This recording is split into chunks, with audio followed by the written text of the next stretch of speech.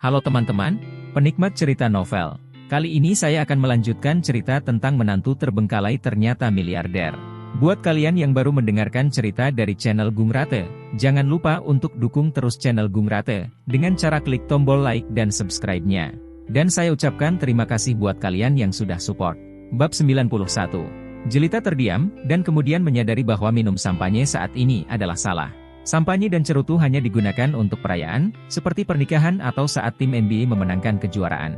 Siapa yang minum sampanye ketika mereka akan mati?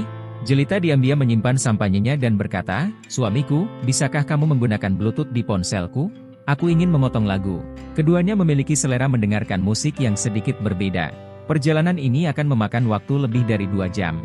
Jika dia terus mendengarkan lagu yang tidak disukainya, dia mungkin akan sangat tersiksa.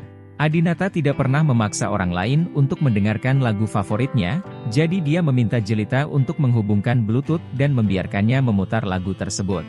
Siapa sangka setelah Jelita terkoneksi dengan Bluetooth mobil, lagu pertama yang ia mainkan adalah 1000 Alasan untuk Bersedih. Begitu pendahuluan piano yang familiar dibunyikan, mereka berdua langsung dibawa kembali ke konser itu. Jelita berinisiatif memegang tangan Adinata dan berkata, "Suamiku, tahukah kamu? Saat aku melihatmu di panggung hari itu, memainkan dan menyanyikan lagu ini di piano, aku terpesona olehmu, dan kamu sungguh, juga. Sembunyikan saja identitasmu, mengapa kamu menyembunyikan bahwa kamu tahu cara bermain piano? Jika aku tahu kamu bermain piano dengan sangat baik, aku akan lebih mencintaimu." Adinata tidak menepis tangan Jelita. Lagi pula, tangan giok itu cukup nyaman untuk digenggam. Dia berinisiatif untuk memegangnya, bukan Adinata, jadi bukan berarti Adinata ingin kembali bersama dia. Adinata berkata, "Jadi bagaimana jika kamu lebih mencintaiku? Itu hanya sedikit bakat. Itu tetap tidak dapat membantu kamu meningkatkan status keluargamu. Hal-hal itu masih akan terjadi pada Cakravad. Jelita, sejak kamu dan Cakravad tinggal bersama, aku tidak punya perasaan lagi padamu."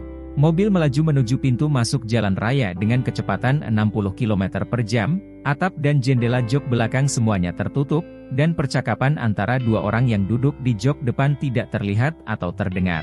Jelita selalu memegang tangan Adinata dan berkata, "Jika tidak ada perasaan, dari mana air mata akan keluar dari sudut mata?" Adinata langsung kaget. Balasan Jelita tidak hanya berbicara tentang Adinata yang menangisinya di konser, itu adalah lirik sebuah lagu, dan itu juga lagu yang pernah dimainkan Adinata sebelumnya, berjudul Jika Ada Tidak Ada Perasaan. Adinata sedikit terkejut dan memandang Jelita, "Saya hanya memainkan lagu ini sekali, bagaimana bisa?" Adinata dan Jelita sudah bersama selama 3 tahun, jika itu adalah lagu yang sering dibawakan Adinata, tak heran jika Jelita mengetahui liriknya.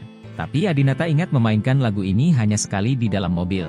Jelita mengeluarkan ponselnya, membuka pemutar musik key, mengklik kolom "Saya Suka", dan menunjukkannya kepada Adinata. "Saya telah mengumpulkan semua lagu yang Anda dengarkan dalam 3 tahun terakhir. Jika saya tidak mencintaimu, jika saya membenci latar belakang Anda, jika saya seorang wanita yang tidak menyukai kemiskinan dan mencintai kekayaan serta menghabiskan waktu, mengapa saya harus melakukannya? Ini." Adinata menatap layar ponsel Jelita dengan heran. "Jika saya tidak punya perasaan, kereta awal, musim panas sempurna." Ini semua adalah lagu favorit Adinata. Saat ini, Jelita sedang berbaring di pelukan Adinata, memohon, "Suamiku, aku tahu aku menyakitimu, kamu boleh memukul dan memarahiku, tapi jangan abaikan aku, jangan tinggalkan aku." Harus dikatakan bahwa musik masih dapat mempengaruhi mood seseorang. Mendengarkan lagu, 1000 Alasan Kesedihan, Adinata teringat malam itu, ketika Cakravad melamar Jelita, Adinata tidak sabar untuk melangkah maju dan mengatakan yang sebenarnya kepada Jelita dan memaafkan Jelita. Dia tahu bahwa dia masih mencintainya dan tidak ingin dia menikah dengan pria lain. Sekarang, Jelita sedang berbaring di pelukannya, dan Adinata tidak mendorongnya lagi. "Karena Anda berpura-pura tidak bercerai, anggap saja itu hanya pertunjukan." Di jalan raya, mobil tidak melaju terlalu kencang, dan kecepatannya hanya 110 atau 120 di jalan raya. Pada pukul 11.30 malam, mereka tiba di rumah Yo tempat tinggal Bibi Wibisana. Keluarga Yo dianggap sebagai keluarga kaya di kota Yangning, namun dibandingkan dengan keluarga Wibisana, masih tertinggal jauh dan belum bisa dianggap sebagai keluarga besar. Oleh karena itu, ketika mereka mengetahui bahwa keluarga Wibisana akan datang, keturunan dan cucu dari keluarga Yo sudah menunggu di depan pintu untuk menyambut mereka.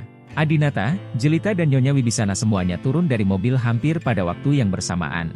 Namun, putra sulung Bibi Wibisana, Yo Jianye, segera mendatangi Adinata. Dia berinisiatif mengulurkan tangannya, "Tuan Brahma, Anda sangat bijaksana untuk datang. Adinata sedikit terkejut, bahkan jika dia tidak menceraikan Jelita, dia akan tetap menjadi menantu. Secara logika, Yo Jianye harus menyapa Nyonya Wibisana terlebih dahulu. Demi Bibi Wibisana, Adinata juga sangat sopan kepada Yo Jianye, benar. Bibi Wibisana selalu sangat baik padaku dan Jelita. Bagaimana kabarnya sekarang? Yo Jianye menggelengkan kepalanya dan menghela nafas. Sepertinya dia akan segera mati. Adinata bertanya, kamu harusnya tahu bahwa Jelita dan aku sudah bercerai, kan? Adinata menduga karena Yo Jianye tahu tentang dia sebagai CEO, dia juga harus tahu tentang dia dan Jelita. Bagaimanapun, masalah di antara mereka berdua telah menimbulkan kehebohan di komunitas bisnis Rose Halls. Yang Ning tidak jauh dari sini, dan banyak berita dapat disampaikan di sini. Yo Jianye mengangguk dan berkata, sekarang di seluruh keluarga, hanya saya yang tahu.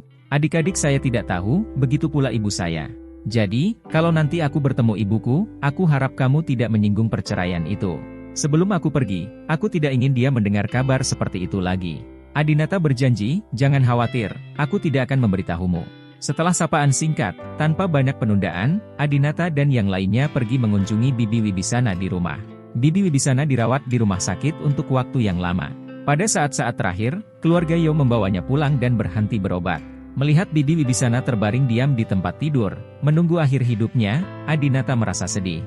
Air mata Jelita terus mengalir dan dia bersembunyi di pelukan Adinata dan menangis. Mungkin suara isak tangislah yang membangunkan Bibi Wibisana.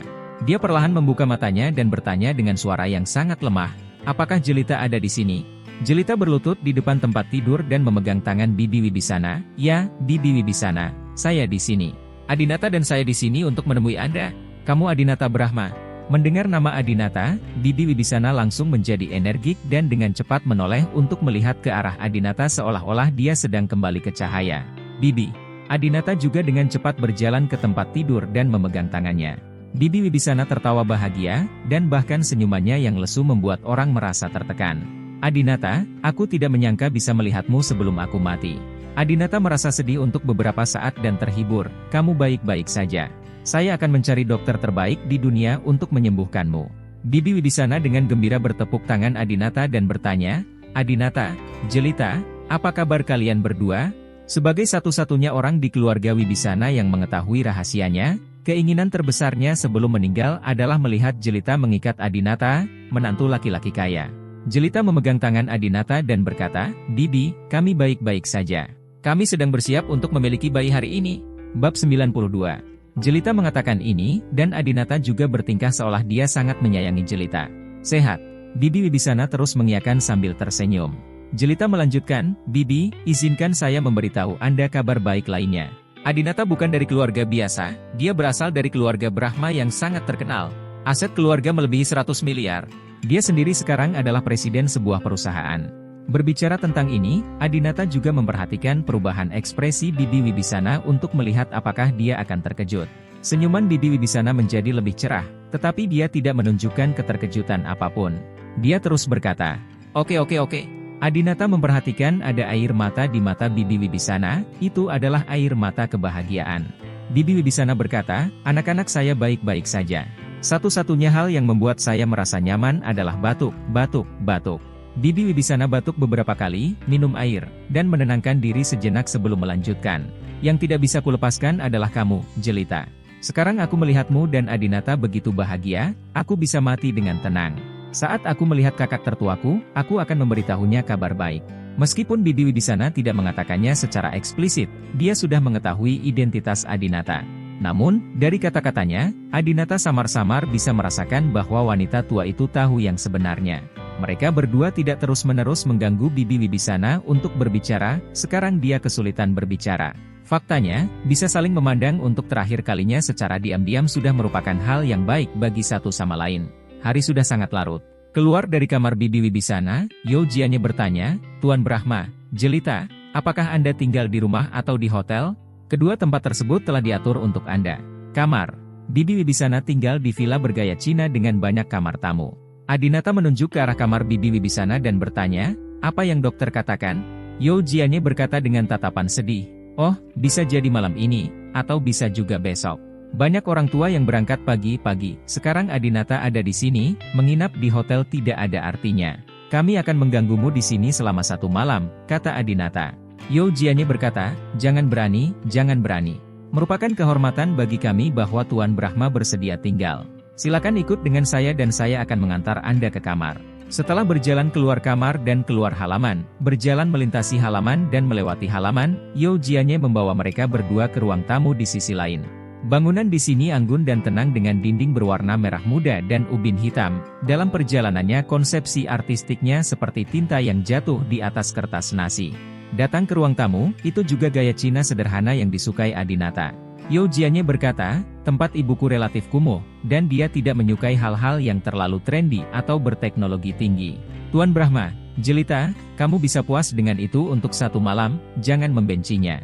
Jelita berkata, Paman, kamu terlalu sopan, bagaimana mungkin kami tidak menyukainya? Adinata juga berkata, ya, kamu terlalu sopan. Sebagai orang luar, datang untuk tinggal sudah merupakan gangguan. Nah, apakah ini satu-satunya ruangan yang tersisa? Saat itu sudah jam 12 malam, dan Adinata memang sedikit mengantuk, tapi sulit untuk mengatakan apa yang akan terjadi jika dia tidur dengan Jelita. Jelita sangat cantik, dan Adinata masih mencintainya, jadi tidak mengherankan jika sesuatu terjadi padanya. Seperti banyak pria dan wanita yang bercerai, mereka sering bertemu karena masalah anak, dan terkadang mereka tidur bersama lagi setelah bertemu. Yo Jianye berkata dengan canggung, karena ada banyak orang yang datang dari keluargawi di sana. Mereka harus mengatur kamar, jadi hanya ini kamar tamu yang tersisa. Maaf. Jelita berkata dengan cepat, tidak apa-apa, Paman, kamu boleh pergi dan melakukan pekerjaanmu. Kami hanya duduk dan istirahat sebentar. Baiklah, kalau begitu kalian istirahat, aku berangkat dulu. Adinata juga melambaikan tangan, jika ada gerakan dari pihak bibiku, tolong beritahu kami. Tentu. Setelah Yo Jianye pergi, Adinata mengambil bantal dari tempat tidur, menemukan selimut besar dari lemari, dan membentangkannya di lantai. Adinata, apa yang kamu lakukan? Jelita bertanya. Adinata berkata, buat lantainya. Kita dulu tinggal di ruangan yang sama, bukankah selalu begitu? Dalam 3 tahun terakhir, Adinata dan Jelita sesekali bepergian bersama. Ketika mereka pergi ke luar negeri, Jelita pada dasarnya tidak membawanya. Selama perjalanan mengemudi sendiri di dalam negeri, Jelita biasanya membiarkan Adinata mengantarnya keluar.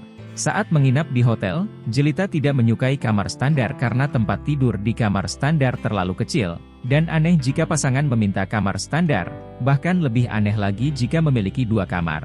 Mereka semua menginginkan kamar tidur yang besar. Jelita tidur di tempat tidur dan membiarkan Adinata merapikan tempat tidur lantai.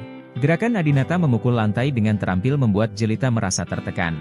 Jelita juga duduk di atas selimut yang baru diletakkan dan berkata, Adinata, jangan tidur di lantai malam ini. Apakah kamu masih percaya padaku? Sejujurnya, selama 2,5 jam perjalanan ke sini, Jelita terus memainkan lagu favorit Adinata. Jelita tidak hanya mengetahui setiap lagu yang disukai Adinata, tapi juga bisa mengetahui setiap makanan yang disukai Adinata. Ini sangat menyentuh hati Adinata.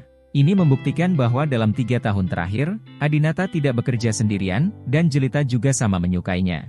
Hanya saja dia tidak pernah menunjukkannya.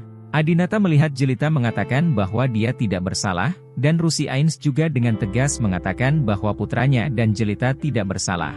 Pada saat ini, saya sudah mempercayai lebih dari separuh masalah ini, dan perasaan saya terhadap Dewi Murni Jelita juga telah banyak pulih, dan rasa jijik sebelumnya telah hilang sama sekali. Adinata berkata, bahkan jika kamu tidak punya waktu untuk melakukan apapun di hotel hari itu, kalian berdua setidaknya berciuman, kan?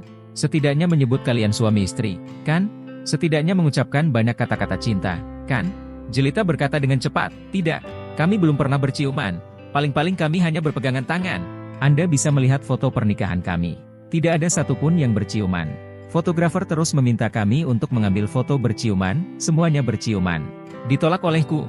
Aku belum pernah memanggilnya suami. Dia terus memintaku untuk meneleponnya, tapi saat aku memikirkanmu, aku tidak bisa mengatakannya. Hanya saat aku menghadapmu aku bisa mengucapkan 2 kata itu. Suamiku, tahukah kamu betapa aku mencintaimu? Tahukah kamu betapa sakitnya aku saat itu? Saat Jelita berbicara, air mata tidak bisa berhenti mengalir. Adinata pernah melihat foto pernikahan mereka berdua, dan memang tidak ada ciuman. Untuk sesaat, hati Adinata sedikit melunak. Adinata mengambil tisu untuk menyeka air mata Jelita dan berkata, Jelita, kenapa kamu tidak memberitahuku ini sebelumnya? Seandainya kamu sudah memberitahuku dengan jelas dan meminta maaf kepadaku malam itu ketika aku bertemu denganmu, mungkin aku tidak akan begitu bertekad untuk menceraikanmu. Tapi kamu begitu percaya diri sehingga kamu memintaku untuk berlutut dan memohon padamu di hari pesta ulang tahunmu. Mengapa kamu tidak memintaku untuk marah padamu? Jelita menangis dan memohon, saya tahu saya salah, suami saya, tolong beri saya kesempatan lagi, oke? Adinata menghela nafas dan ragu-ragu tentang masalah ini untuk pertama kalinya. Bab 93. Adinata masih mencintai Jelita. Selama periode setelah perceraian, Adinata berhubungan dengan banyak waifu Mei. CEO cantik seperti Cynthia Yandra, sekretaris SKSI seperti Zeni Rong. Bahkan seorang gadis seperti Maktika yang masih muda, energik dan memiliki sosok yang hebat. Dengan status Adinata saat ini, terlalu mudah untuk mencari pacar. Namun, tidak ada orang yang dia sukai, di matanya, wanita-wanita ini tidak sebaik Jelita. Pada saat yang sama, di kamar Bibi Wibisana, Nyonya Wibisana sedang mengobrol sendirian dengannya. Di tengah malam, kedua lelaki tua itu, yang usianya hampir 200 tahun, berbicara dengan sangat lembut. Nyonya Wibisana memegang tangan Bibi Wibisana dan berkata dengan wajah sedih, Willow, kamu sudah tahu identitas Adinata sebelumnya, kenapa kamu tidak memberitahuku? Nama Bibi Jelita adalah Willow Wibisana. Willow berkata, kakak ipar, sudah kubilang padamu bahwa aku tidak bisa memberitahumu tentang masalah ini. Sekarang Jelita dan yang lainnya juga sangat baik. Nyonya Wibisana menggelengkan kepalanya, Willow, saya mengatakan yang sebenarnya. Anda harus bertahan dan jangan mati. Willow sekarang sekarat, kelopak matanya tidak bisa lagi dibuka, dan dia benar-benar tidak tahan dengan rangsangan. Ketika Nyonya Wibisana mengatakan ini, sangat mungkin dia bisa langsung membawa Willow ke dunia lain.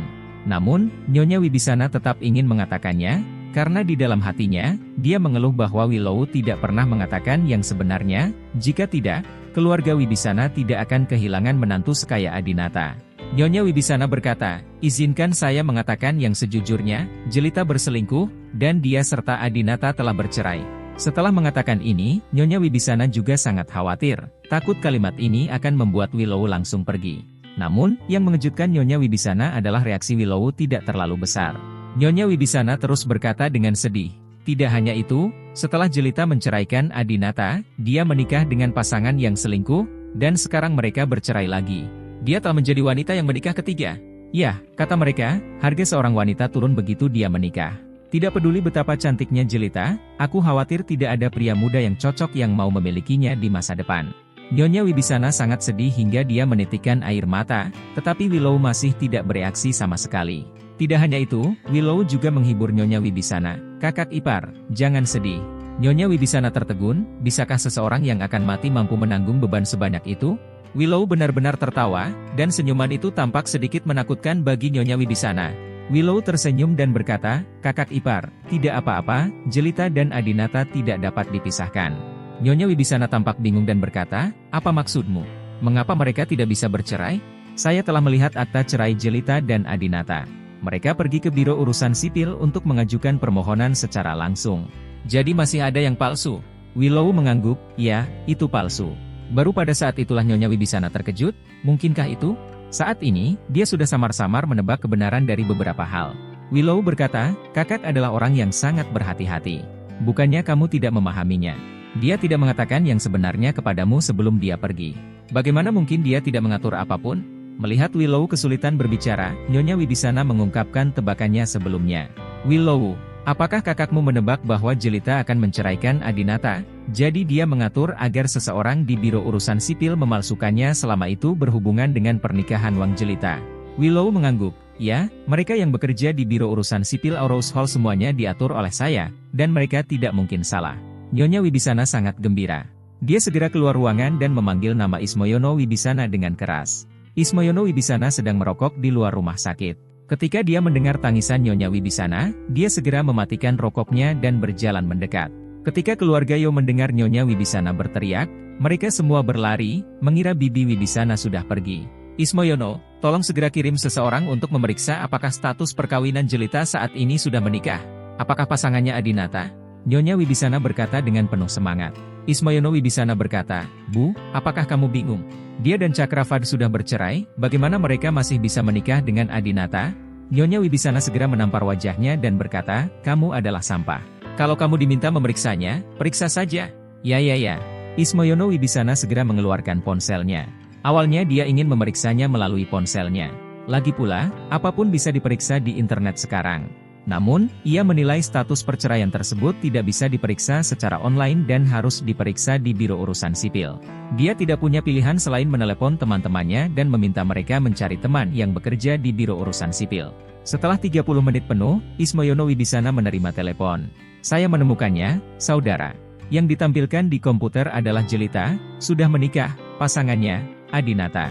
Setelah mendengar ini, Ismoyono Wibisana tercengang. "Bagaimana?" Melihat ekspresi terkejut Ismoyono Wibisana, Nyonya Wibisana buru-buru bertanya, "Bagaimana kabarnya? Apakah Anda menemukannya?"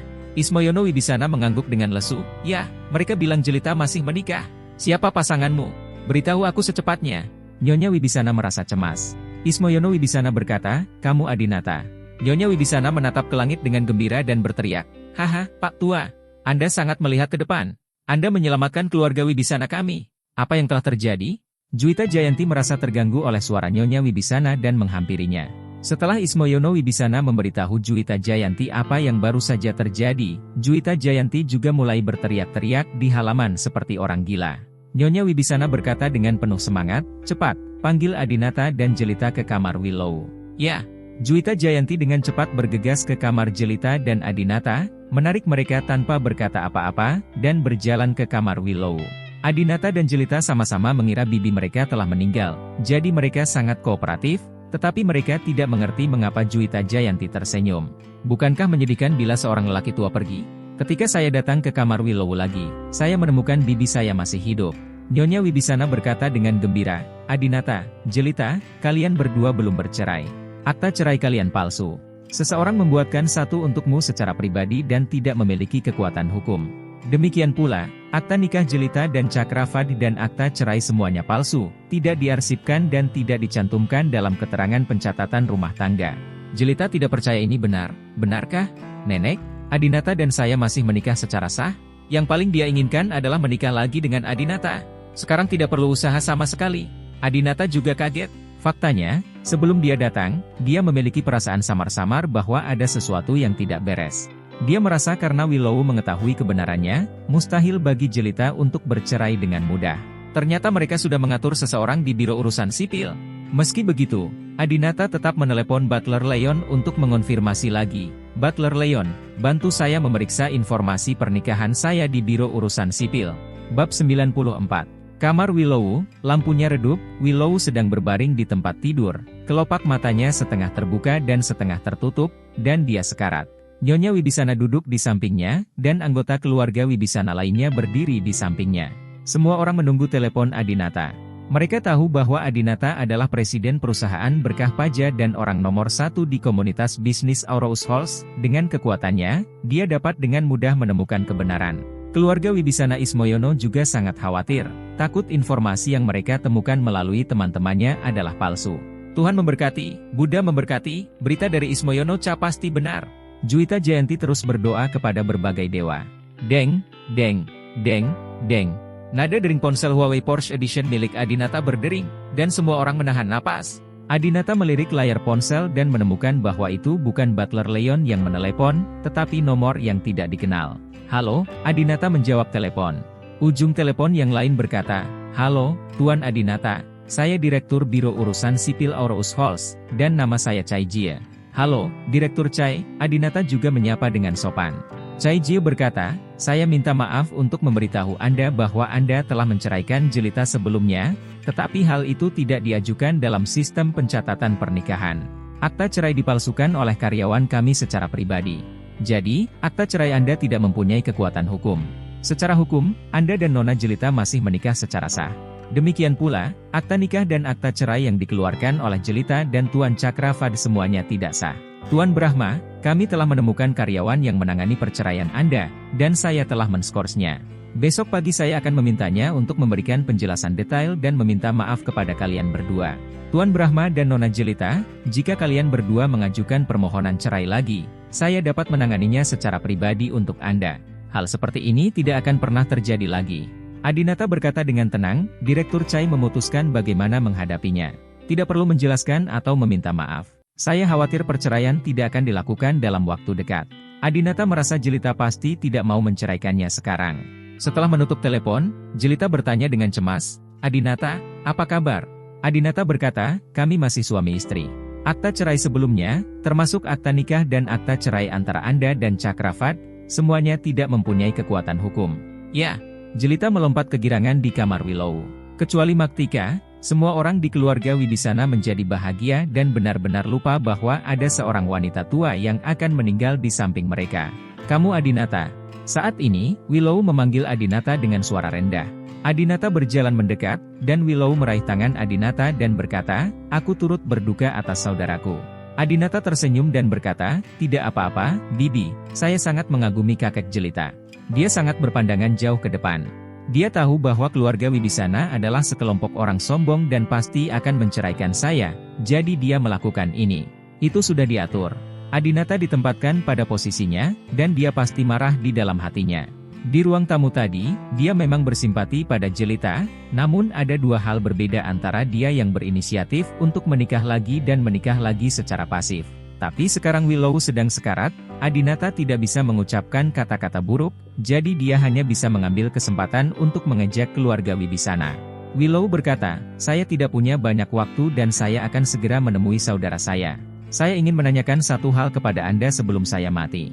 Adinata merasa sedikit sedih dan menyadari bahwa pernapasan Willow menjadi semakin sulit. Kamu bilang. Willow bernapas perlahan dan berkata, jangan menceraikan Jelita. Adinata ragu-ragu.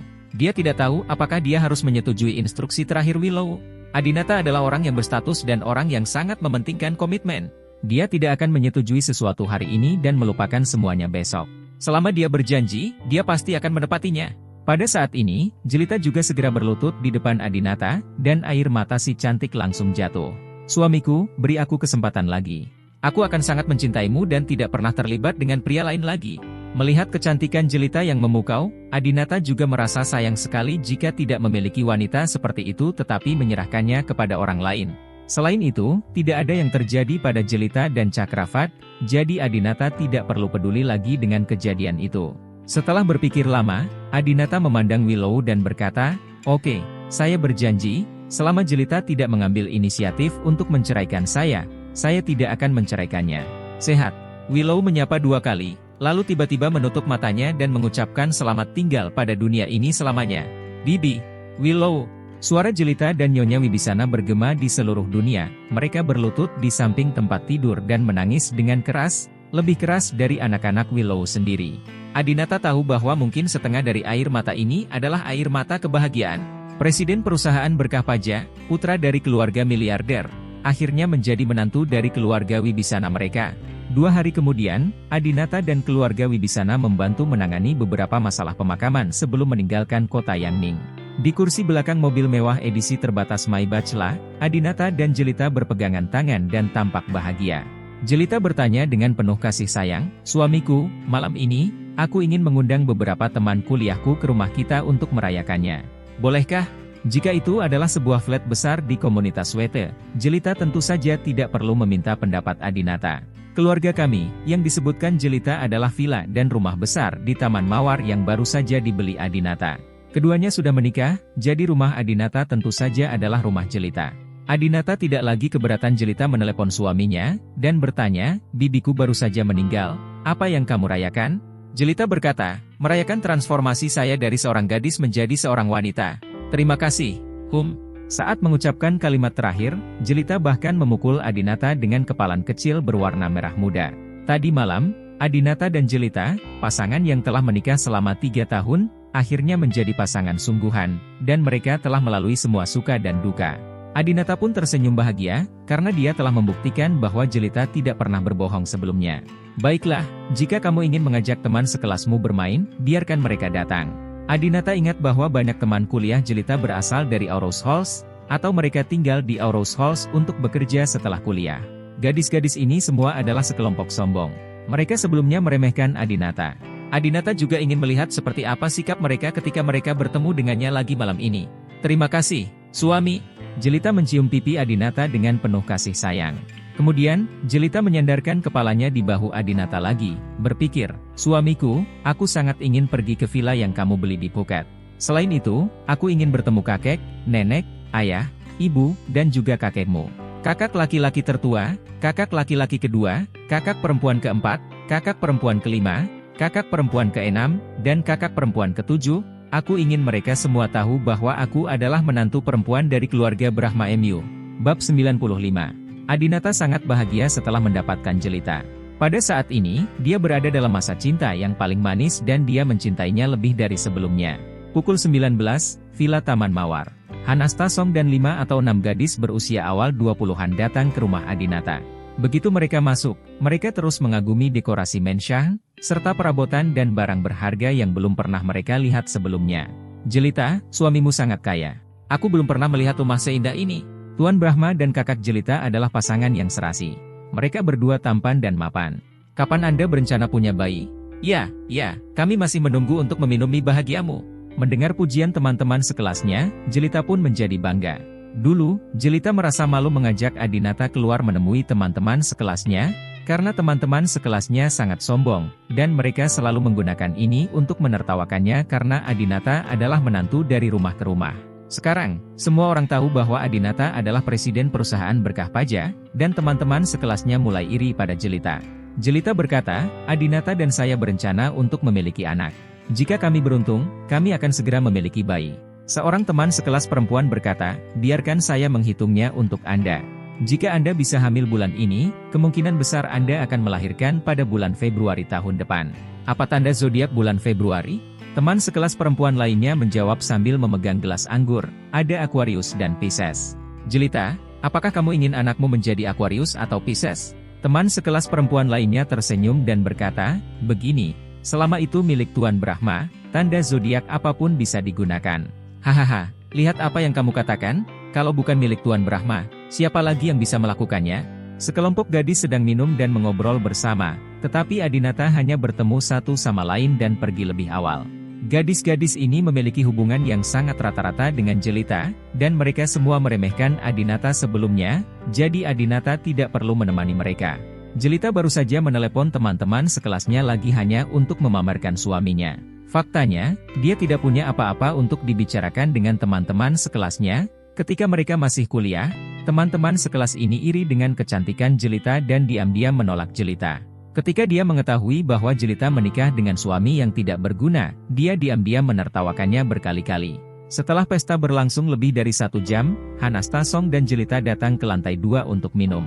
Yang lain berada di lobi di lantai pertama, mencicipi anggur terkenal yang dibawa Adinata dari luar negeri, dan berfoto untuk mengucapkan kata-kata tertentu dan posting di WeChat Moments. Hanasta Song memegang gelas anggur dan berdiri di depan pagar pembatas, dia menatap Jelita dan teman sekelasnya yang tidak biasa, tertawa kecil, lalu bertanya pada Jelita. Jelita, apakah kamu sudah mengalahkan Adinata? Jelita mengangguk dengan bangga. Hanasta Song terus bertanya, dia tidak curiga. Jelita, tentu saja. Hanasta Song berkata, itu bagus. Ngomong-ngomong, bagaimana hartamu dihitung sekarang? Atau berdasarkan perjanjian pranikah sebelumnya? Jelita dan Adinata menandatangani perjanjian sebelum pernikahan mereka, yang menetapkan bahwa properti masing-masing bersifat independen. Karena dia mandiri, rumah besar, mobil mewah, dan perusahaan Adinata saat ini tidak ada hubungannya dengan Jelita. Ketika mereka menandatangani perjanjian ini, niat awal keluarga Wibisana adalah mereka takut Adinata akan mengambil keuntungan dari keluarga mereka, tetapi baru sekarang mereka tahu bahwa yang terjadi justru sebaliknya. Keluarga Brahmalah yang khawatir keluarga Wibisana akan mengambil keuntungan. Jelita berkata, ya, saya bertanya kepada Adinata, dan dia berkata bahwa dia harus pergi ke Inggris untuk mencari kakeknya, dan hanya setelah kakeknya melihat saya secara langsung dan mengenali saya, dia dapat memasukkan saya sebagai pewaris keluarga Brahma. Hanasta Song buru-buru berkata, kalau begitu kenapa kamu tidak pergi ke Inggris untuk menemui kakeknya? Pesta macam apa yang kamu adakan, Nona? Apa yang penting? Biar ku beritahu, bukan hal yang paling penting kalau kamu tidak ikut, bercerai sekarang, yang penting adalah harta keluarga Brahma. Jelita tidak minum karena dia sedang mempersiapkan kehamilan. Dia menyesap air dan berkata, mengapa kamu begitu cemas? Kami sedang menantikan seorang anak sekarang. Adinata sangat mencintaiku, dan keluarga Brahma pasti akan menerimanya aku. Jangan khawatir. Hanasta Song tampak tak berdaya, kamu benar-benar berhati besar. Apakah kamu tidak takut Cakravad akan menemukan Adinata dan membeberkan apa yang terjadi hari itu? Jelita terkekeh, dia tidak bisa menyelamatkan dirinya sendiri sekarang. Mengatakan yang sebenarnya, bukankah dia pikir umurnya panjang? Dewangga dan Ganendra keduanya adalah bawahan suamiku. Hanasta Song berkata dengan cemas, saya mendengar bahwa dia pergi ke Tianhai untuk mencari keluarga Ains. Kekuatan keluarga Ains juga tidak terduga. Tidak peduli seberapa kuat keluarga Brahma, kakeknya telah pindah ke Inggris. Di rumah adalah, saya pikir itu tidak sebaik keluarga Ains. Jelita masih acuh tak acuh, Rusi Ains adalah anggota keluarga Ains, jadi percuma saja memohon kepada keluarga Ains. Nama belakang Chakravad adalah Fad, jadi keluarga Ains tidak akan peduli. Jangan khawatir, saya tahu urusan keluarga Fad dan keluarga Ains lebih baik darimu. Keluarga Ains tidak akan menyinggung keluarga Brahma demi Chakravad. Hanasta Song tidak berkata apa-apa lagi dan mengangkat gelas anggurnya, selamat sebelumnya untuk wanita kaya kecil yang bernilai ratusan miliar ini. Terima kasih, Kak. Kalau aku dapat 100 miliar, aku akan memberimu beberapa miliar untuk menjaga seorang laki-laki ganteng, haha. Jelita juga mengambil gelas air dan mendentingkannya dengan Hanasta Song. Tianhai. Meskipun Tianhai dan Aarhus Hall sama-sama merupakan kota tingkat pertama, kesenjangan antara Aarhus Hall dan Tianhai masih tidak kecil. Aarhus Hall hanya bisa dianggap sebagai kota terkenal di negaranya, bahkan tidak masuk peringkat 5 besar. Namun Tianhai adalah salah satu kota paling terkenal dan makmur di dunia. Sudah beberapa hari sejak Chakravad kabur dari rumah, hari ini, dia meminta untuk bertemu keluarga Ains setiap hari. Namun, belum ada seorang pun dari keluarga Ains yang melihatnya. Malam itu, Chakravad masih bertahan dan berdiri di depan pintu komunitas Haijing nomor 1. 7 tahun lalu, harga satuan rumah di sini melebihi 200.000 per meter persegi, melampaui Thomson Yipin yang menjadi komunitas termahal di Shanghai. Tak perlu dikatakan lagi, mereka yang bisa tinggal di sini adalah yang terkaya di antara yang kaya. Sebuah Mercedes-Benz G melaju perlahan, Chakravad segera membuka pintu dan terus mengetuk jendela. Mobil berhenti perlahan, jendela kursi pengemudi dibuka, dan dua pria seumuran dengan Chakravad masing-masing duduk di kursi pengemudi dan penumpang. Mereka semua muda dan tampan, dan sepertinya mereka berasal dari keluarga kaya. Nama pengemudinya adalah Feng Ains, dan yang duduk di kursi penumpang adalah Yuze Ains. Keduanya adalah anak dari saudara laki-laki Rusi Ains. Chakravad, ini kamu lagi. Kamu belum selesai, kan? Kamu bertingkah seperti pengemis sepanjang hari. Pergi dari sini. Ketika Feng Ains melihat Chakravad, dia mengutuknya. Chakravad berkata, tolong, izinkan saya bertemu nenek dan kakek. Feng Ains berkata dengan marah, kakek dan nenekku juga layak menjadi bajingan sepertimu. Chakravad telah memohon selama beberapa hari, tetapi tidak berhasil, dan Feng Ains hendak pergi. Chakravad tiba-tiba berteriak, Feng Ains, kamu bajingan. Kamu keluarga Ains semuanya sampah. Semua pria di keluarga Ains kamu adalah sampah. Wanita di keluarga Ains semuanya pelacur.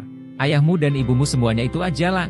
Aura pembunuh tiba-tiba muncul di wajah Feng Ains dan Yuze Ains. Chakravad, menurutku kamu bosan hidup. Bab 96. Feng Ains dan Yuze Ains sama-sama muda dan energik. Feng Ains berusia 25 tahun dan Yuze Ains berusia 22 tahun. Ketika mereka mendengar anak-anak dari keluarga bibinya memarahi mereka seperti ini, mereka langsung menjadi marah. Keduanya turun dari mobil dan langsung saling meninju dan menendang. Feng Ains memiliki tubuh yang kuat, dan Chakravad tertegun dengan satu pukulan. Yuze Ains adalah seorang pemain sandiwara. Dia tinggi dan tampan. Dia hanya peduli menjemput gadis setiap hari dan tidak pernah berolahraga, jadi tendangannya ringan dan tidak memiliki kekuatan. Namun meski begitu, Chakravad tidak bisa melarikan diri. Faktanya, Chakravad tidak ingin bersembunyi, dan dia bahkan tidak bersiap untuk melawan, dia hanya ingin kedua saudara Ains itu memukulinya dan melumpuhkannya. Keluarga Ains semuanya adalah sekelompok serigala bermata putih. Mereka tidak berguna. Chakravad berbaring di tanah dengan kepala di tangan, masih menstimulasi mereka berdua. Keduanya juga meninju dan menendangnya berulang kali. Kebetulan saat itu ada mobil polisi yang lewat, ketika melihat ada yang berkelahi, ia langsung berhenti dan menghampiri. Mendengar sirene mobil polisi, Chakravad tahu bahwa kesempatannya telah tiba. Chakravad mengancam mereka berdua, jika kamu tidak ingin mendapat masalah, bawa aku menemui kakek. Kalau tidak, aku akan memperburuk keadaan. Kakek Feng Ains dan Yuze Ains, ibu Rusi Ains, dan kakek Chakravad, Bernayuki Maanhang Ains, adalah sosok terkenal yang masuk dalam daftar orang kaya. Jika sesuatu terjadi pada selebritis seperti itu, pasti akan menjadi berita. Adapun generasi kedua yang kaya seperti Feng Ains dan Yuze Ains, yang sangat penting di Tianhai, meskipun mereka dapat menangani apapun, mereka tidak akan mengungkapkan identitas mereka sebagai upaya terakhir.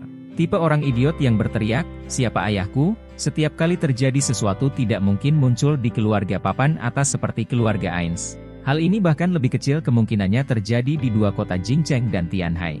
Di Aarhus Halls atau kota-kota lapis kedua dan ketiga lainnya, generasi kedua orang kaya bisa begitu sombong sehingga seluruh negeri mengetahuinya. Namun di Beijing dan Tianhai, banyak hal diselesaikan secara diam-diam, dan tidak perlu berteriak kepada siapapun. Jadi, setelah petugas polisi itu datang, dia bertanya, "Apa yang kamu lakukan? Bagaimana cara melawannya?" Feng Ains dan Yu Ains, dua generasi kedua yang super kaya, tidak mengandalkan latar belakang keluarga mereka untuk menjadi sombong dan mendominasi. Mereka membantu Chakravad sambil tersenyum dan berkata, "Tidak, kami bertiga adalah saudara. Kami hanya bercanda." Petugas polisi berjalan menuju Chakravad dan bertanya, "Apakah Anda baik-baik saja? Apakah Anda menelepon polisi?" Chakravad, yang telah dipukuli dengan sangat parah, berkata, "Saya baik-baik saja. Tidak perlu memanggil polisi." Setelah itu, Chakravad masuk ke dalam Mercedes-Benz Feng Ains dan Yu Ains dan memasuki komunitas. Setelah itu, Feng Ains dan Yu Ains membawa Chakravad ke rumah Yuan Hang Ains. Ledakan. Ketika dia sampai di ruang tamu, Feng Ains menendang Chakravad ke tanah, membuat Chakravad berlutut dan memberi Yuan Hang Ains hadiah besar.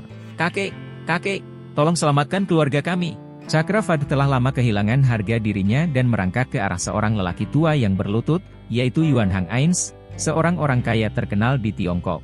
Dongfeng Express yang didirikan oleh Yuan Hang Ains dapat dikatakan sebagai pemimpin dalam pengiriman ekspres domestik.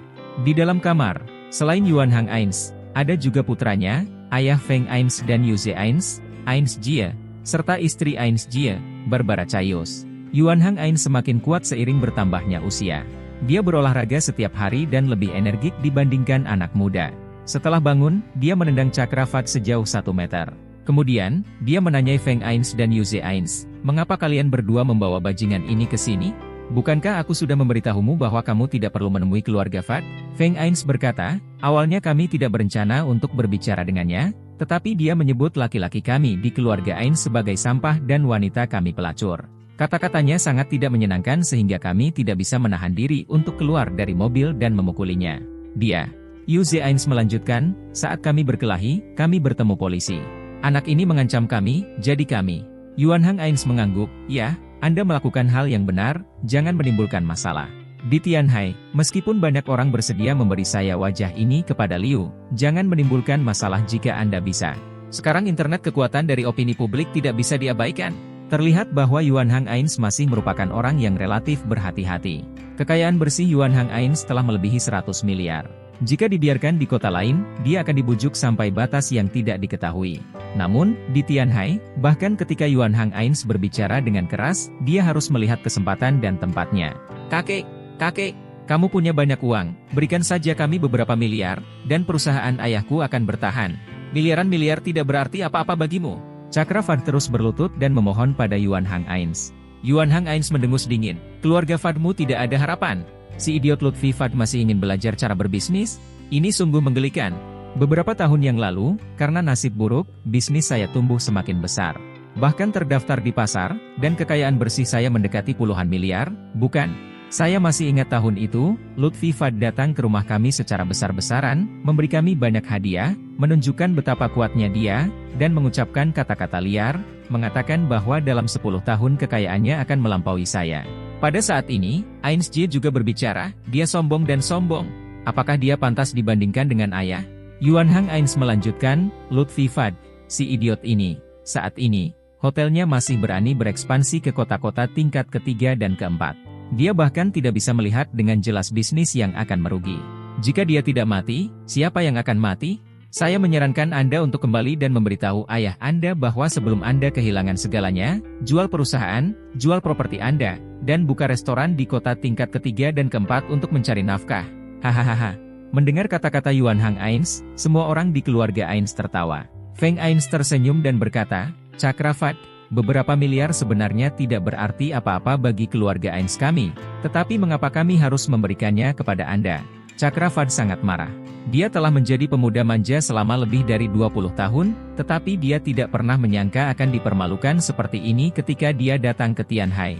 Chakravad berteriak dengan marah, "Ibuku berasal dari keluarga Ains? Aku putra ibuku.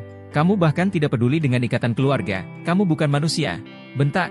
Ains Jie berdiri, menampar wajah Chakravad, dan berkata dengan marah, "Kamu bajingan, tahukah kamu bahwa saudara perempuanku sedang bernyanyi di bar saat itu, dan ayahmu, seekor binatang buas?" yang memperkosa saudara perempuanku, dan dia marah. Itu kamu, Barbara Chayus, yang mengenakan pakaian mahal, juga berkata dengan dingin, saya tidak tahu kebodohan apa yang dilakukan Sisi saat itu. Ains Jie ingin membunuh ayahmu, tetapi ibumu bersikeras melindunginya dan akhirnya menikah dengannya, haha, maka tidak heran keluarga Ains kami tidak menginginkannya. Yuan Hang Ains mengingat kejadian itu bertahun-tahun yang lalu dan masih sangat marah.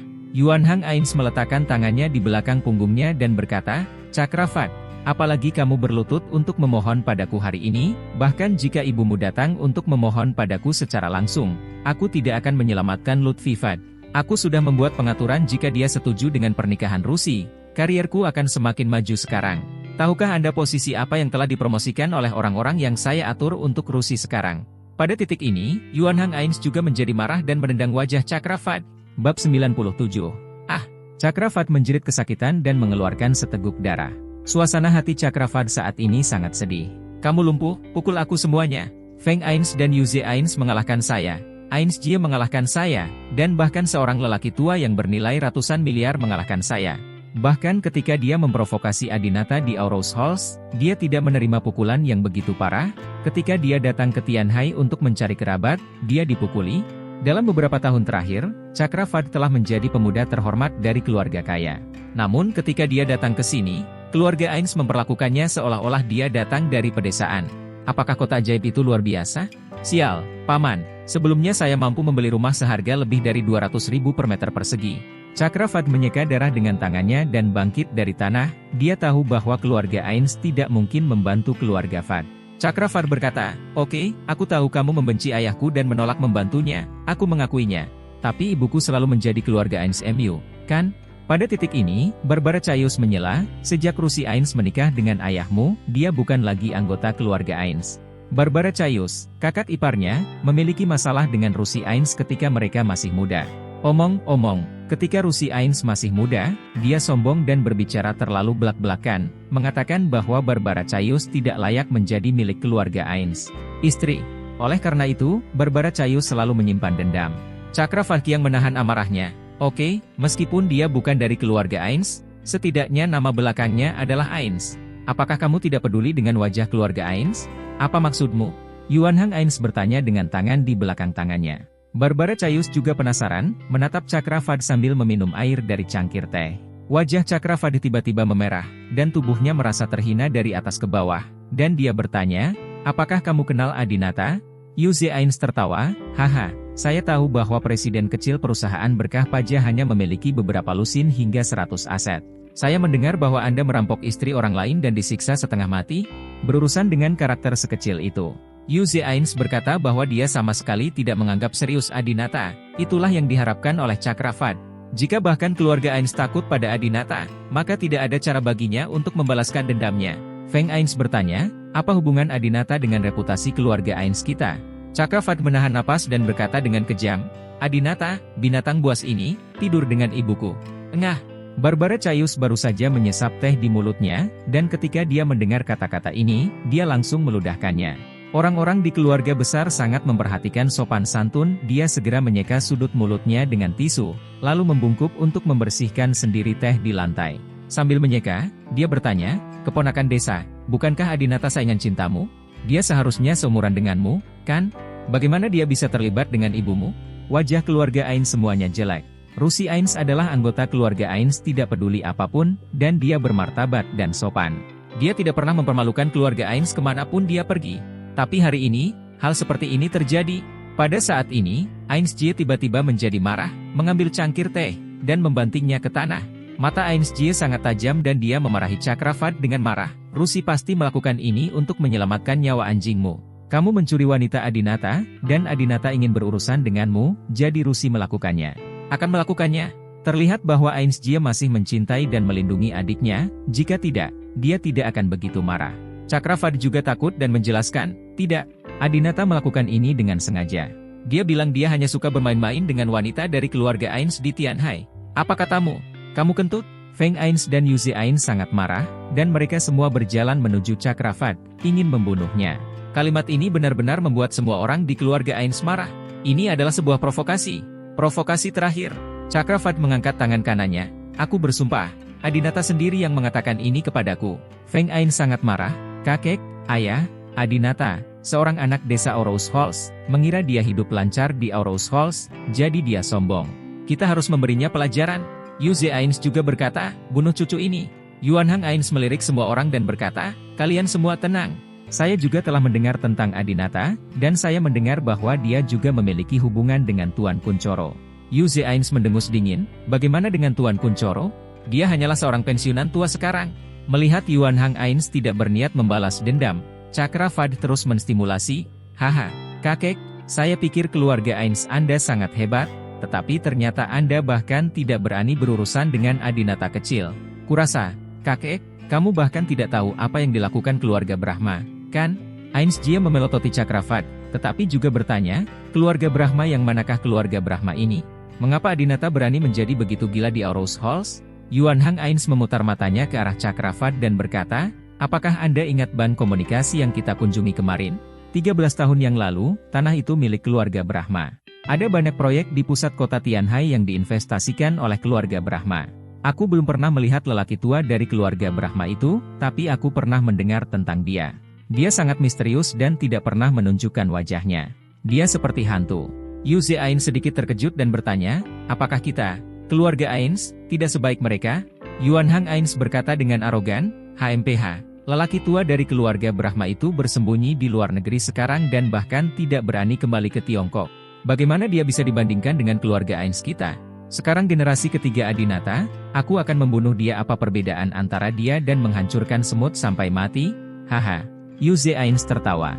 Benar saja, keluarga Ains masih yang terbaik. Cakrafat juga sangat gembira dan terus memohon sambil berlutut, kakek, tolong bunuh Adinata. Dia menghina putrimu.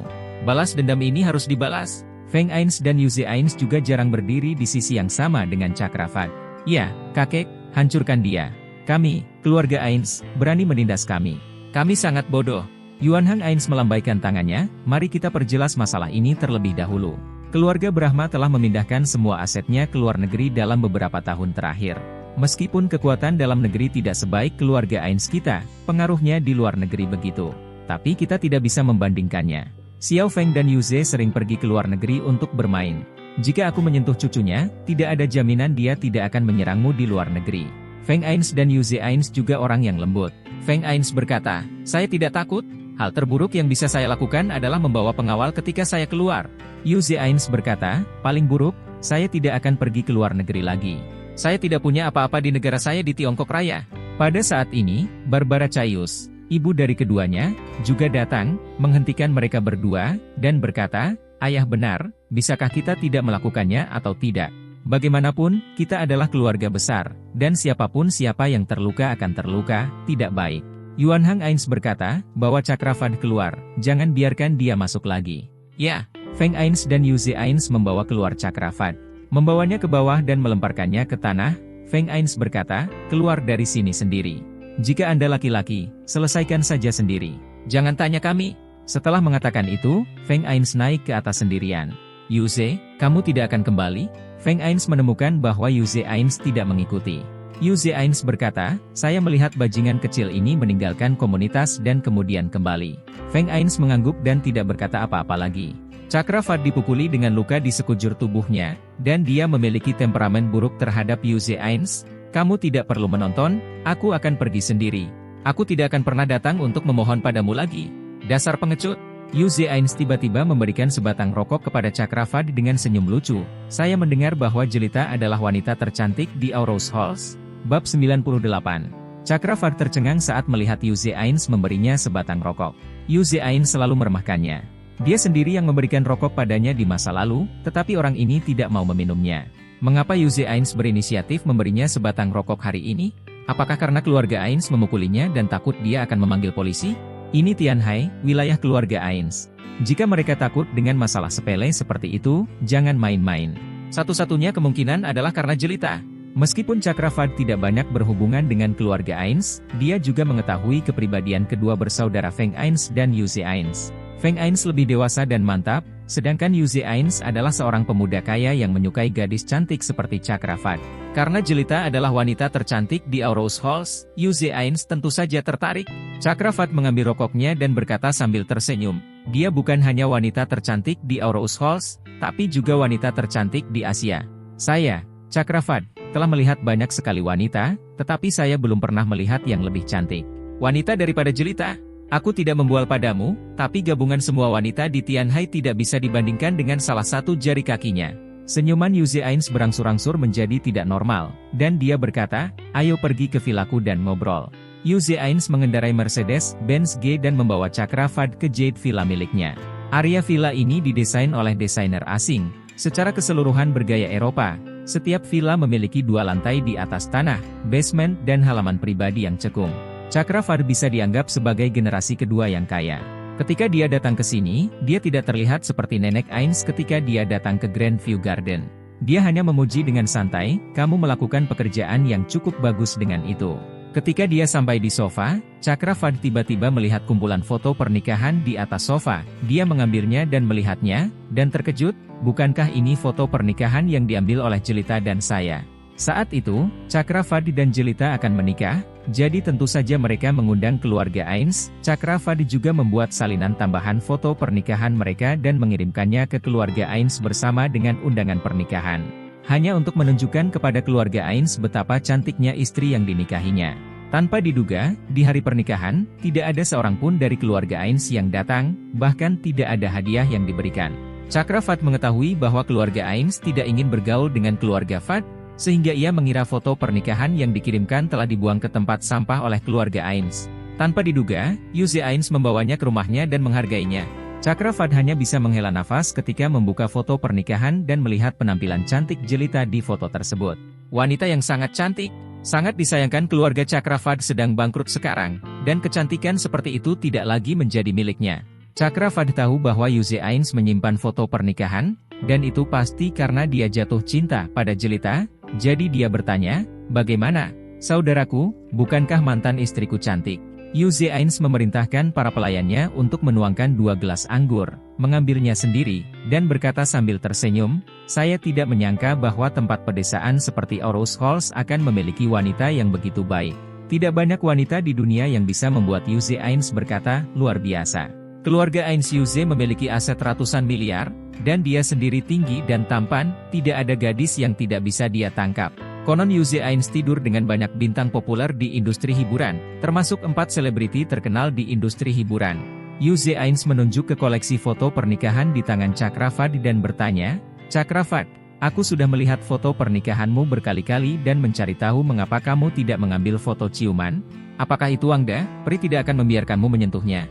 Yu Ains telah menyebut Jelita sebagai Wang Pri Agung, terlihat bahwa dia juga terobsesi dengan wanita ini. Chakravat berkata dengan nada menghina, bagaimana mungkin? Kami sudah tidur. Kami tidak mengambil foto ciuman apapun karena kami berciuman di dalam mobil 2 hari sebelum foto diambil, dan saya menjadi alergi setelah ciuman itu. Bisnis ini merugi pada saat itu, dan saya tidak punya waktu untuk mencari tahu apakah itu karena alergi lipstik atau hal lain, jadi saya tidak memotretnya hari itu. Yu Ains mengangguk, jadi begitu. Saya pikir Anda belum pernah menciumnya. Namun, Anda mengatakan Anda telah tidur dengannya, jadi Anda membual, kan? Teman-teman saya di Aurous Halls mendengarnya, dan bahkan orang tua Anda telah mengklarifikasi bahwa Anda dan Jelita tidak bersalah. Sekarang, kudengar Adinata dan Jelita menikah lagi, dan mereka masih sangat mesra. Mereka tidak bodoh. Jika kamu benar-benar tidur dengan istrinya, apakah dia masih bisa berdamai dengan Jelita? Chakravat tersenyum dan tidak berkata apa-apa. Sebagai gantinya, dia mengeluarkan kunci mobil berlogo BMW dari sakunya dan menggoyangkannya dengan bangga ke arah Yu Ains. Yu Ains tidak tahu alasannya. Apa? Menurutmu apakah saya tidak mampu membeli BMW seri 7? Chakravat tersenyum dan berkata, kamu mengendarai Mercedes-Benz G-MU seperti mobil mainan. Beraninya aku, BMW seri 7, pamer di depanmu? Saudaraku, ini terlihat seperti kunci mobil. Tapi sebenarnya ini adalah perekam suara yang sangat rahasia. Perekam? Yu Ains terkejut. Chakravat berkata sambil tersenyum buruk, hari itu ketika saya memesan kamar dengan Jelita, saya diam-diam mencatat seluruh prosesnya. Bagaimana? Apakah Anda ingin menikmatinya? Yu Ains sangat bersemangat. Meski tidak ada gambarnya, mendengar suara Jelita sungguh mengasyikkan. Yu Zeains mengulurkan tangannya untuk mengambilnya. Cakravada segera mengambilnya kembali dan berkata, jika kamu berjanji untuk membantuku membalas dendam dan mengubah Adinata menjadi orang miskin, aku tidak hanya akan memberimu ini, tapi aku juga akan membantumu mendapatkan jelita. Bagaimana? Yu Zeains mau tidak mau melihat senyuman seperti peri jelita di foto pernikahan. Dia awalnya berencana memberi pelajaran pada Adinata karena bibinya masih baik padanya. Ditambah dengan hadiah jelita, Yu Zeains tidak punya alasan untuk menolak. Oke, Adinata pecundang. Kakek tidak mau repot-repot menghadapinya, jadi biarkan aku mendidiknya. Setelah mengatakan itu, dia merampas perekam suara BMW. Rose Halls. Hampir pagi hari ketika Adinata kembali ke Rose Garden Villa. Saat ini, semua teman sekelas jelita sudah pergi. Tanpa diduga, teman sekelas jelita pergi, tetapi orang tua jelita datang dan masih mengemasi barang-barang mereka.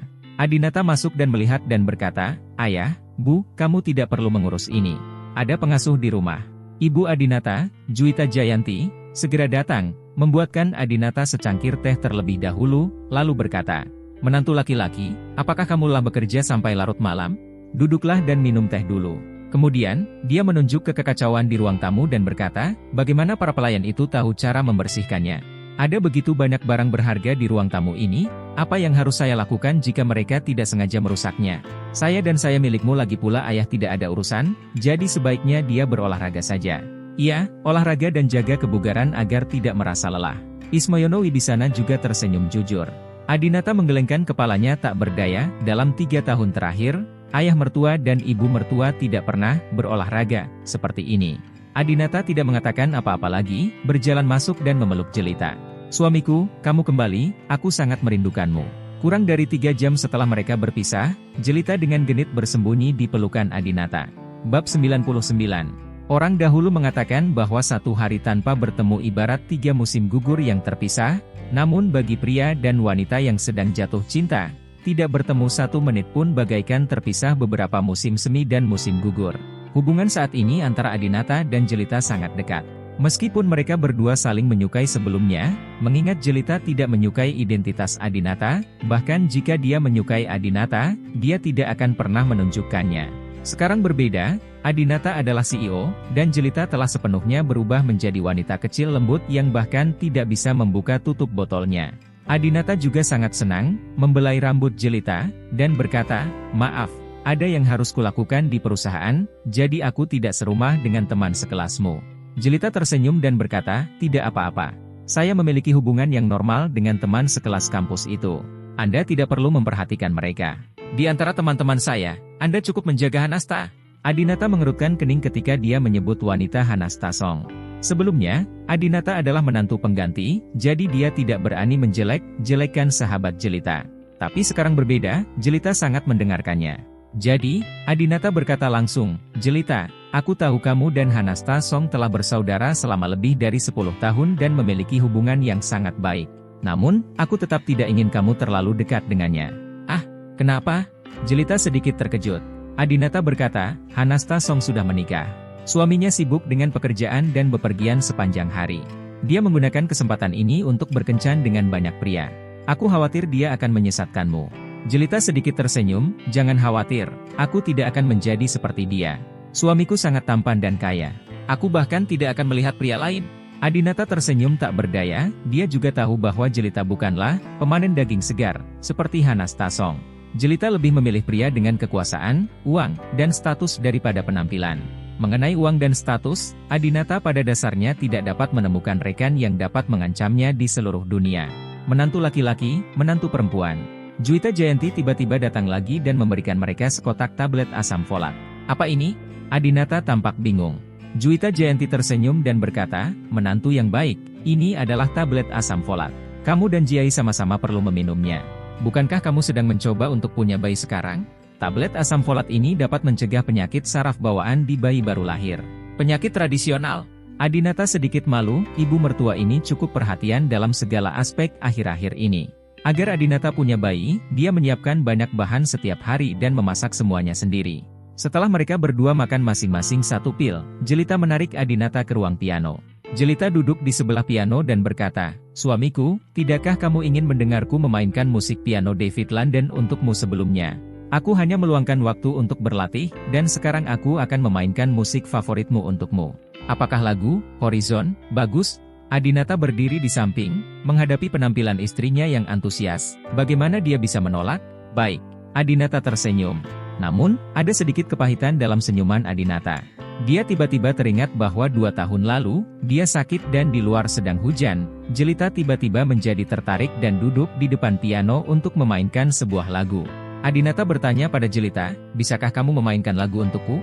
Jelita bertanya, "Lagu apa?" Adinata berkata, "Cakrawala David London." Jelita berkata dengan nada menghina, "Saya belum pernah mendengar tentang pianis kelas 3. Saya tidak akan belajar piano untuk Anda." David London memang tak setenar Lang, ia hanyalah seorang musisi biasa yang lahir di kota kecil di Inggris.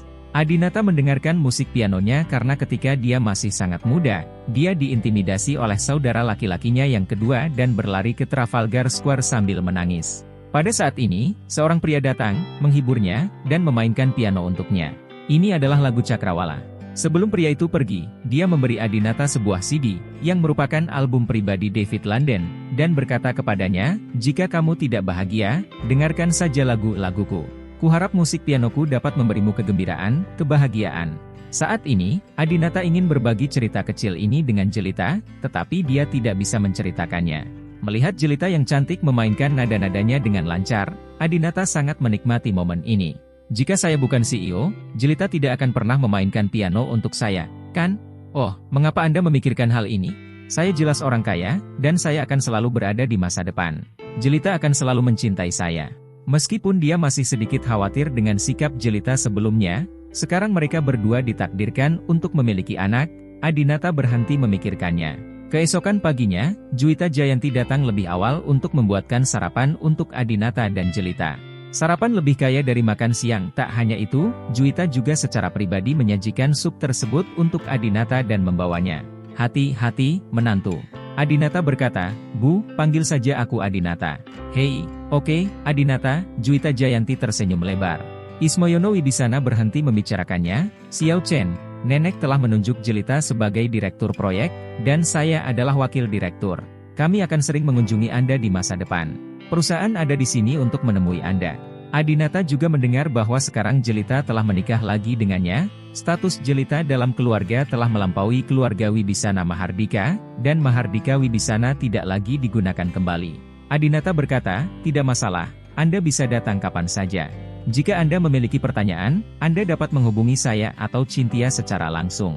Mendengar Adinata memanggil nama Cynthia Yandra dan menghilangkan nama belakangnya, Jelita menjadi cemburu. Dia segera meletakkan sendoknya, mulutnya melotot, dan berkata dengan marah, "Sayang, aku tidak suka wanita ini, Cynthia Yandra. Dia hanya seekor rubah betina. Aku khawatir dia akan merayumu. Bisakah kamu menyingkirkannya?"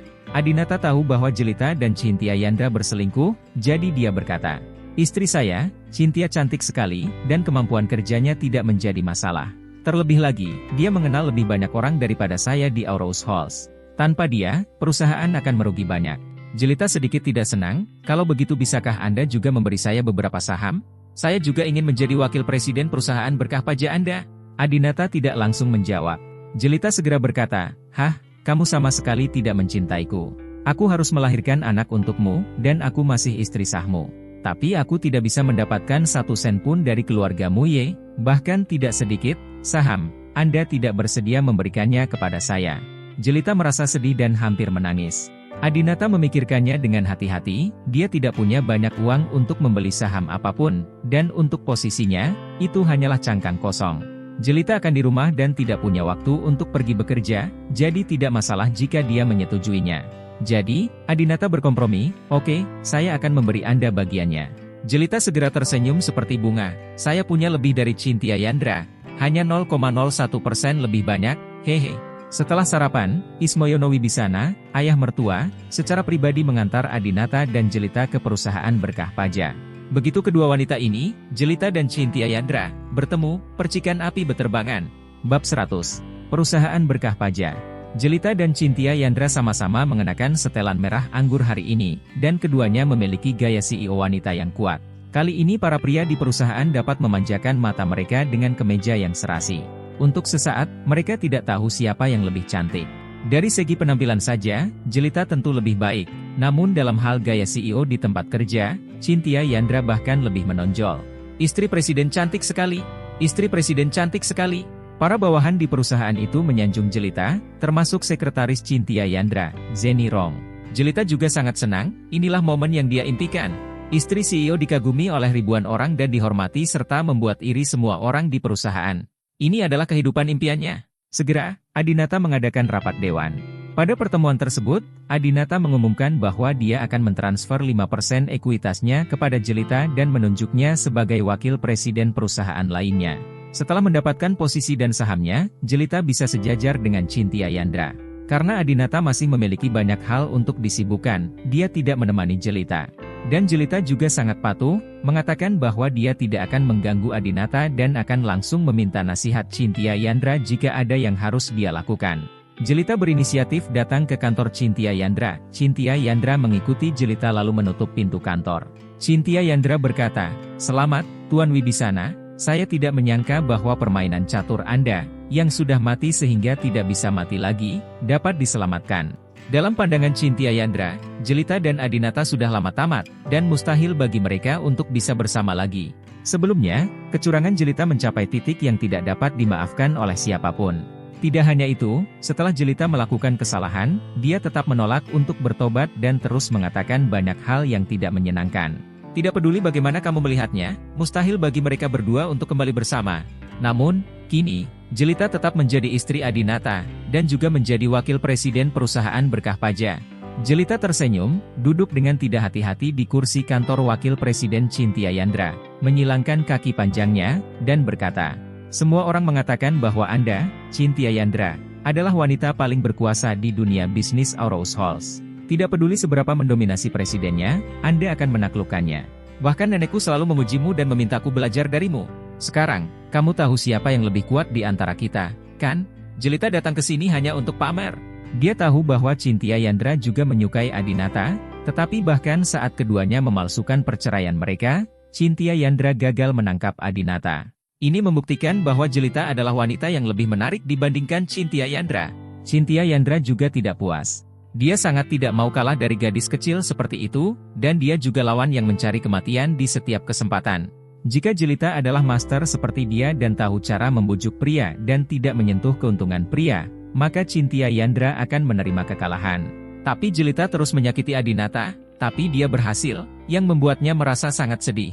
Chintya Yandra berkata, "Hah, jika kakekmu tidak berpandangan jauh ke depan dan tahu bahwa kamu akan membuang harta yang dia tinggalkan untukmu, dan mengatur seseorang di biro urusan sipil, bagaimana kamu bisa berada di tempat kamu sekarang ini?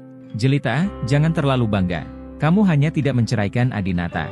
Kamu masih belum bisa mendapatkan properti keluarga Brahma. Kapan kamu akan menjadi pewaris resmi keluarga Brahma? Datang dan pamer padaku lagi." Jelita juga berdiri dengan marah. "Saya akan segera mengandung anak Adinata, dan cepat atau lambat saya akan dikenali oleh keluarga Brahma." Chintya Yandra juga sangat cemburu dan tidak mengerti mengapa Adinata ingin punya anak dengan wanita jalang ini. "Apakah kamu benar-benar tidak mengalami apa-apa pada Cakravat?" Chintya Yandra bertanya dengan rasa ingin tahu. Chintya Yandra tidak terlalu mempercaya rumor di luar. Jelita merasa sedikit bersalah, tentu saja. Chintya Yandra berkata dengan nada menghina, "Yang terbaik seperti ini. Jika Tuan Brahma tahu bahwa Anda berbohong padanya, Anda tidak hanya akan kehilangan Adinata lagi, tetapi bahkan Jelita kelas 1 yang dinamai menurut nama Anda akan berubah menjadi reruntuhan. Anda." Jelita sangat marah, tapi dia merasa bersalah dan tidak berani membantah dengan keras. Jelita tersentak marah, menunjuk ke arah Chintya Yandra dan berkata, "Chintya Yandra, sebaiknya kamu tidak main-main denganku. Jangan lupa, kamu masih berhutang tamparan padaku." Jelita sangat pendendam. Chintya Yandra menampar Jelita di tempat parkir bawah tanah sebelumnya, membuatnya menangis lama sekali. Chintya Yandra mencibir dan berkata, "Kamu harus berterima kasih padaku sekarang ketika aku menampar wajahmu. Pikirkan betapa tidak menyenangkannya kata-katamu saat itu. Kamu bilang kamu tidak merawat Adinata dengan baik selama 3 tahun terakhir dan membuatnya berlutut dan membasuh kakimu dengan air setiap hari. Jika aku tidak menamparmu, kamu tidak tahu berapa banyak lagi yang tidak menyenangkan. Hal-hal yang akan kamu katakan." Kata-kata Chintya Yandra tulus. Jangan berpikir bahwa sekarang Adinata dan Jelita adalah suami istri dan sedang jatuh cinta. Hal-hal di masa lalu itu tidak akan ada lagi. Mungkin Adinata akan mengingatnya saat kita bertengkar di kemudian hari. Jelita tidak berkata apa-apa lagi, dia menyadari bahwa dia tidak bisa bertengkar dengan wanita ini bahkan jika dia berdebat. Jadi, Jelita keluar dari kantor. Sebelum pergi, dia berkata, "Saya sangat menyukai kantor ini. Tuan Yandra, silakan pindah ke tempat lain." "Anda." Cynthia Yandra sangat marah dan mengutuk dalam hatinya, "Kamu pasti tidak bisa melahirkan anak." 15 hari kemudian, Rose Garden Villa. Sekitar jam 9 pagi, Jelita perlahan bangun. Beberapa hari terakhir ini, Jelita baru bangun setelah jam 9. Mungkin karena dia terlalu lelah untuk punya bayi, atau mungkin karena setelah menjadi istri CEO, tidak masalah apakah dia pergi untuk bekerja atau tidak, jadi dia hanya ingin tahu jam berapa sekarang. Bangun jam berapa? Kemudian, Jelita biasa menggunakan kertas tes kehamilan awal untuk menguji kehamilannya. Tiba-tiba, Jelita berteriak, "Ah, Bu, aku hamil."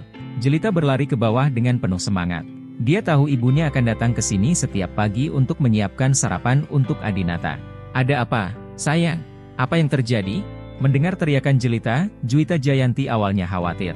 Jelita menunjukkan pada Juwita Jayanti, "Apakah 2 garis merah itu berarti aku hamil?"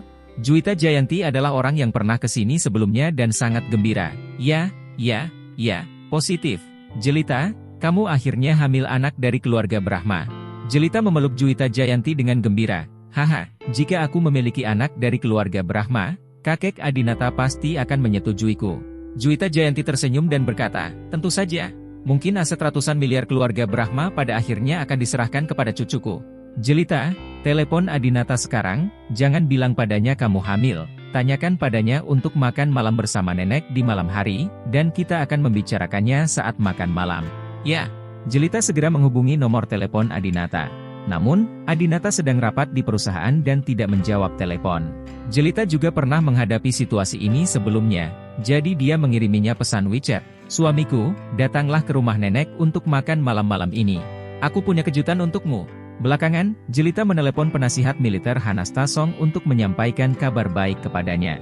"Hei, Hanasta, kamu di mana?"